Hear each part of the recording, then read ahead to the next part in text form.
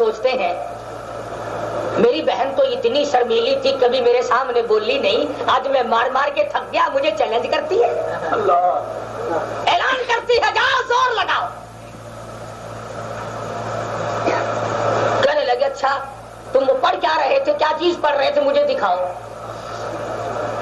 اندازہ لا, ذرا تصور تو بنا, کلیجے پہ ہاتھ تو رکھے, کپڑے پھٹے ہوئے ہیں, خون کی کلیاں کر رہی ہے, بھائی کے سامنے بہن کھڑی ہے, اور مقام ادب تو دیکھ.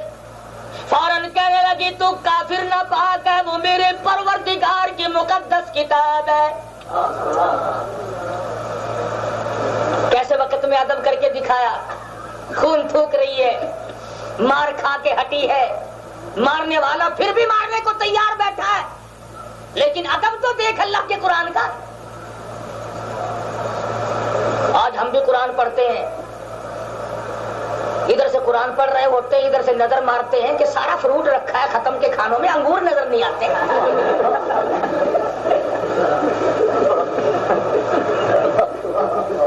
قرآن بھی پڑھ رہے ہیں, ڈھونڈ بھی رہے ہیں, قرآن مجید کا ختم ہو رہا ہے, کان لگا رہے ہیں, کسی طرف سے دیگ میں سے کھڑکنے کی آواز ہی نہیں آ رہی, کیا قصہ ہے, کہیں وہی نہ ہو کہ سکے تو مل مائیا.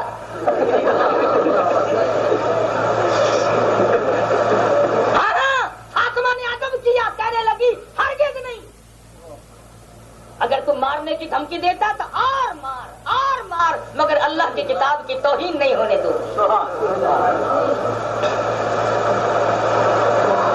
ہم تو قرآن بھی پڑھتے ہیں, چوری بھی کر لیتے ہیں, قرآن بھی پڑھتے ہیں, جھوٹ بھی بول لیتے ہیں. امام الانبیاء محبوب کبریا حضرت محمد مصطفیٰ صلی اللہ علیہ وسلم کا ایک اور جلیل القدر صحابی ہے, جس نے علل اعلان یہ اعلان کر دیا, لوگوں جس ہاتھ سے میں نے مدنی کریم صلی اللہ علیہ وسلم کے ہاتھ پہ بیعت کی تھی اور کلمہ پڑھ کر مسلمان بنا تھا, اس دن سے لے کر آج تک میرا آخری وقت ہے, میں نے اس ہاتھ کا اکرام کیا, احترام کیا, ادب کیا, میں نے اس ہاتھ کو آج تک اپنے سنجے کو نہیں لگنے دیا. وہ عثمان بن نورین امام مظلوم شہید مدینہ ہے. صحابہ نے ادب کیا, کہنے لگی نہیں وہ کتاب تمہارے سامنے نہیں لائی جا سکتی, تو کفر میں ڈوبا ہوا, تو شرک کی لعنت میں گرفتار ہے, اس لیے اللہ کا قرآن تیرے سامنے نہیں آ سکتا. میرے خیال میں یہ فاطمہ بنت خطاب کی بات آج تک پوری ہو رہی ہے. اس نے کہا نا کہ مشرک کے سامنے قرآن نہیں آتا, میں لا نہیں سکتی, آج تک شرک کرنے والوں کے سامنے قرآن آیا ہی نہیں.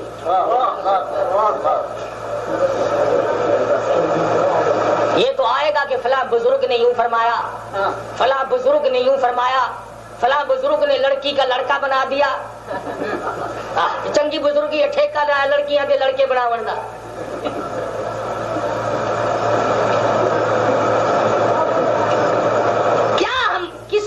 اصلاح کرے, صاف کہا تو شرک کی لعنت میں گرفتار ہے, قرآن تیرے سامنے بھی آ, اور اگر آ بھی گیا تو اس سے مستفید نہیں ہو سکتا. ادھر امام الانبیاء محبوب کبریا حضرت محمد مصطفیٰ صلی اللہ علیہ وسلم نے جھولی پھیلا کر دعائیں مانگنی شروع کر رکھی ہیں. الہی عمر ابن خطاب کو اسلام کی دولت سے نواز دے, تیرا دین یتیم ہے, تیرا اسلام یتیم ہے, میں مار کھا کے تھک گیا ہوں, اور میرے مالک میرے چہرے کا لہو بہ چکا, میری پنڈلیوں کا لہو بہ چکا, میرے گلے گھوٹے جا چکے, بیت اللہ میں مجھے مارا, مکے کی گلی گلی میں میں مار کھا چکا ہوں, اور میرے پروردگار مجھے ایک ساتھی کی ضرورت ہے, عمر ابن خطاب کو اسلام کی دولت عطا کر دے.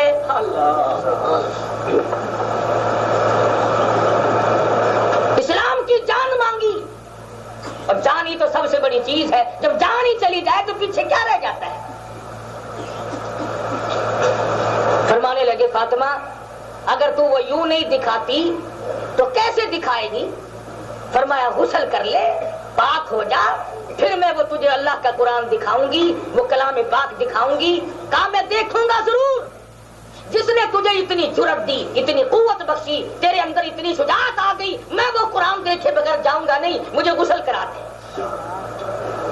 بہن پانی لاتی ہے, پانی ڈالتی ہے, خون تھوک رہی ہے منہ سے اب تک, ادھر پانی ڈالتی ہے، ادھر آسمان کی طرف چہرہ اٹھا کے دعا کرتی ہے، الہی پانی ڈالنا میرا کام ہے، اندر پاک کرنا یہ تیرا کام ہے۔ جہاں تک میری ہستی تھی، میری طاقت تھی، میں نے مار کھا لی، میں نے مصیبت اٹھا لی، اب یہ غسل کر رہا ہے، میں پانی ڈال سکتی ہوں، اس پانی کو میں اندر نہیں پہنچا سکتی، تو قطرہ قطرہ خون کا پیدا کرنے والا، رگ رگ کے پیدا کرنے والا ہے، اور میرے پروردگار میں قیامت میں ناز کروں گی، میرے بھائی کو جہنم سے بچا لے۔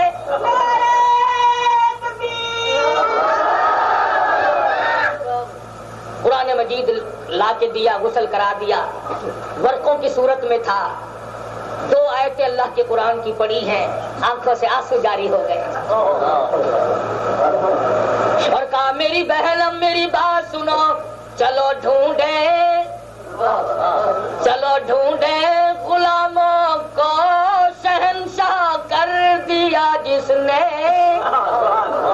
زمانے بھر کے غلاموں کو آقا کر دیا جس نے، اگر تم چاہتے ہو کہ امن ہو سارے زمانے میں، تو پھر یہ دولت ہے پوشیدہ محمد کے خزانے میں۔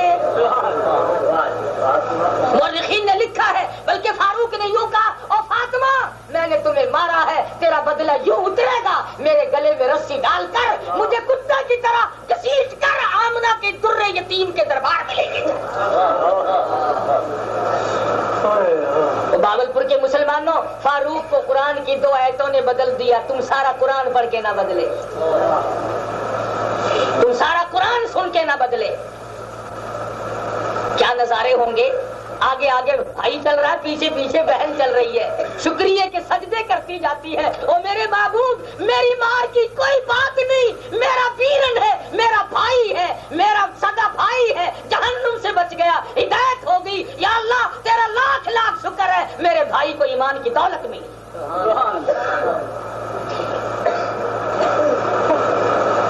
حضرت ارقم صحابی حضرت یہ سب کہہ رضی اللہ تعالیٰ عنہ، مدنی کریم صلی اللہ علیہ وسلم ان کے مکان میں ہے، تلوار ہاتھ میں تھی، فاروق کے تلوار تو لے کے آئے تھے نا، اور وہ بات بھولیو نا، وہ دار الندوہ میں ابو جہل، ابو لہب، عتبہ، شیبہ، ولید ابن مغیرہ، یہ سارے کے سارے کافر انتظار کر رہے ہیں کب شور ہوگا، گیا ہوا ہے بہادر نبی کا سر اتارنے کے لیے، وہ سارے کافر بیٹھے ہوئے انتظار کر رہے ہیں، کھانا پکائے بیٹھے ہیں، شراب کی بوتلیں رکھے بیٹھے ہیں، جب قتل کی خبر سنیں گے تو کاک اڑا کے رکھ دیں گے بوتلوں کی۔ یہ جتنے شراب پینے والے ہیں نا شاید انہی کی اولاد ہے۔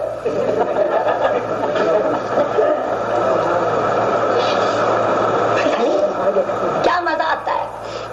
ہندوستان میں ہم پچھلے دنوں گئے، ایک جگہ بیٹھے ہوئے سکھ نے بوتل کھولی شراب کی، وہاں تو عام ہے نا، ہندو لوگ ہیں، سکھ زیادہ پیتے، خدا کی قسم پیشاب سے بھی زیادہ بو آئی، گندی چیز، یوں آسمان کی طرف منہ کر کے یوں کر کے پی جاتے ہیں اسے۔ کوئی مزیدار چیز کھاؤ پیو، اگر جی طاقت بڑی دیتی ہے، ہاں سارے اکھاڑے تم نے جیت لیے، اللہ میرا جانتا ہے، مجھے تو پتہ ہی نہیں تھا، ہمارے ماحول میں کبھی اللہ کا فضل شراب نہیں آئی، وہ ہندوستان اس نے بوتل کھولی اور یوں بو آئی جیسے سڑا ہوا گند ہو۔ تیری منع کا سکھڑے یہ کیا کھول کے بیٹھ گیا، وہاں سے میں تو نکل گیا۔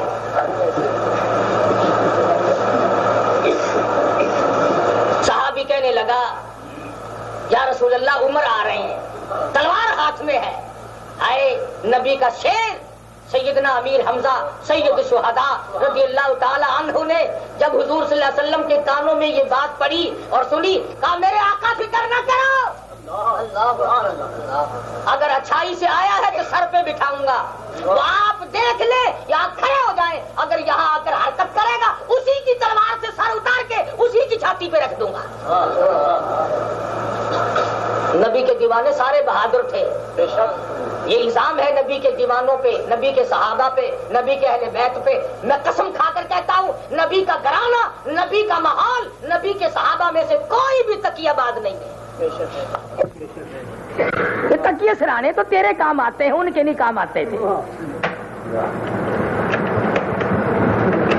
عمر آئے، مدنی کریم سب کہہ دو صلی اللہ علیہ وسلم آگے بڑھے اور دامن پکڑ کر جھٹکا دیا، عمر کب تک ستاؤ گے؟ عرض کیا میرے آقا غلام بن کے آیا ہوں، خادم بن کے آیا ہوں، آپ مجھے معاف کر دیں، سر لینے چلا تھا، اب سر دینے آیا ہوں۔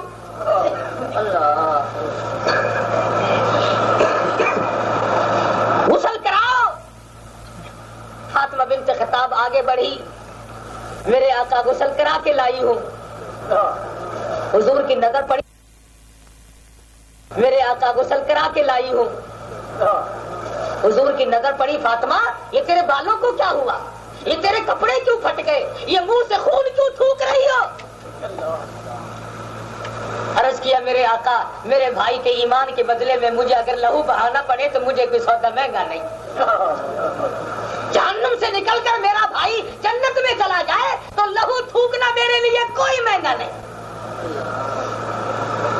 کلمہ پڑھایا، مسلمان بن گئے، اسلام کو 4 چاند لگ گئے۔ مدنی کریم صلی اللہ علیہ وسلم نے وضو فرمایا اور کوٹڑی کی طرف چلے، پچھلی کوٹڑی کی طرف۔ اب یہ تو فاروق تھا نا، دونوں گھروں کا بہادر۔ عرض کیا میرے آقا کیا کرنے لگے ہو؟ فرمایا نماز پڑھتا ہوں۔ وہ نماز کیا چیز ہوتی ہے جی؟ عبادت ہے اللہ کی۔ اچھا ساری دنیا بیت اللہ میں عبادت کرے اور آپ کوٹڑی میں نماز پڑھتے ہیں؟ اے عمر تیری قوم نے مجھے نماز پڑھتے ہوئے مارا ہے، میرا سر سجدے میں تھا، اونٹ کا اوج لا کر میری پشت پہ لاد دیا، میرے لگتے جگر نے آ کے اتارا، میں بیت اللہ میں عبادت کرنے لگا، زور زور سے پتھر مارے، میرے سر سے لہو کی دھار دور جا کے پڑی۔ عرض کرنے لگا یا رسول اللہ اب وہ دن گئے، اب وہ دن رخصت ہو گئے جب چھپ چھپ کر نماز پڑھی جاتی تھی، اب ہم خطاب کا بیٹا کلمہ پڑھ چکا ہے، رب ذوالجلال کی قسم اب کوٹڑی کی نماز نہیں پڑھنے دوں گا۔ نعرہ تکبیر، نہیں نماز پڑھنے دوں گا کوٹڑی میں، چلو بیت اللہ میں آپ نماز پڑھیں۔ فرمایا عمر تیری قوم شرارت کرے گی، کہا قوم کو میں دیکھوں گا، آپ بے فکر ہو جائیں۔ جو خطرہ تھا وہ آج تک تھا، آپ چلے، وہاں انتظار ہو رہا ہے نبی کا سر آئے گا۔ نبی کو ساتھ لے کر بیت اللہ شریف میں جا پہنچے اور اونچی جگہ پہ کھڑے ہو کے للکار کے کہا مکے والوں جس نے اپنی عورت بیوہ کرانی ہو وہ آ جائے مقابلے میں، جس نے اپنے بچے یتیم کرانے ہو وہ مقابلے میں آئے، جس نے اپنا سب کچھ اجاڑنا ہو مقابلے میں آئے۔ اب تک خطاب کا بیٹا مسلمان نہیں بنا تھا، اب کالی کملی والے کا میں غلام ہوں، آؤ میں اسے دیکھ لوں گا۔ میرے آقا بیت اللہ میں نماز پڑھ رہے ہیں۔ انہوں نے کہا یہ تو خوب ہوئی بھائی، بھیجا تو تھا سر لینے کے لیے، وہ تو سر دے بیٹھا۔ جب دارالندوہ میں خبر پہنچی کہ تم تو یہاں انتظار کر رہے ہو، وہاں تو معاملہ کچھ اور ہو گیا، بس بھگدڑ مچ گئی، کبھی یہی نہ پہنچے ہمیں ہی نہ رگڑ مارے۔ کفر کے پاؤں نہیں ہوتے، کفر بڑا متسلسل ہوتا ہے، اس میں جان نہیں ہوتی۔ یہ جیسے بچے نہیں کھیلتے غباروں سے، او اتنا بڑا نظر آتا ہے، پٹاخ کر کے ہوئی اور ربڑ اتنی ایزی ہو جاتی ہے۔ کفر کی طاقت یوں ہی ہے۔ آپ کسی کافر کو بات کرتا ہوا دیکھیں گے نا، ایسا معلوم ہوگا جیسے اس کے پیچھے بہت بڑی فوج کھڑی ہے، بڑا طاقتور، شرک کی باتوں پہ بڑا زور دے گا، اور تھوڑا سا سوٹا کھڑکھڑا دو نا فوراً، اجی اگر مگر میں تو یوں کہنا چاہتا تھا، اگر مگر میری تو بات کا مطلب یہ تھا، فوراً بدل جائے گا۔ یہ تو ڈھیل آپ لوگوں کی ہے، ورنہ دنیا میں شرک اب تک رہتا ہی نہ۔ مدنی کریم سب کہہ دو صلی اللہ علیہ وسلم نے نماز ادا فرمائی، ہجرت فرما کر فاروق بھی مدینہ طیبہ میں ساتھ چلے گئے، اعلیٰ درجے کا منصب ملا، مختلف عنوانات سے قرآن کریم میں بھی ہے 17 مقام ایسے ہیں کہ جو بات فاروق نے فرض پہ کہی اللہ نے عرض پہ اسی بات کو قبول کر لیا۔ میں تو باولپور پور کے لوگوں صرف تمہیں ایک بات کہوں گا اور رب ذوالجلال کی قوت کا اندازہ لگاؤ، وہ مالک الملک ہے، وہ احکم الحاکمین ہے، وہ بادشاہوں کا بادشاہ ہے، وہ سارے جہاں